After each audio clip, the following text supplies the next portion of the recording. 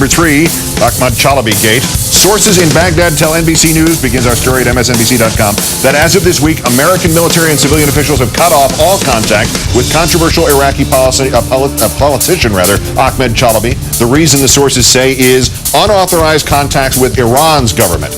This is the guy who made up reasons for the U.S. to go into Iraq, which Mr. Bush then presented as conclusive proof. And as recently as last September, General Petraeus escorted him on a trip to investigate Iraqi reconstruction project. Just now, Mr. Bush has decided the man's useless. Number 2, Send Him Back Gate. VoteVets.org releasing an email that shows a Veterans Affairs employee directing staffers to stop diagnosing soldiers and vets with PTSD, post-traumatic stress disorder, to instead suggest a diagnosis of adjustment disorder. Why? Well, you don't have to pay our heroes so much in compensation if they have adjustment disorder instead of post-traumatic stress disorder.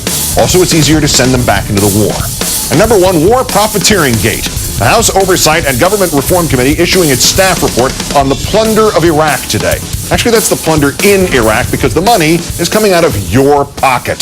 The Pentagon, it turns out, allows its contractors like KBR to negotiate their own insurance contracts. Those contracts are billed to you and me at cost plus, and the plus is about 3%, which goes to the contractor, KBR. KBR, the old Halliburton subsidiary, which can wind up making more on the insurance deal than its employees will get ever in insurance payments. The war profits in this one scam over the last 5 years, $600 million.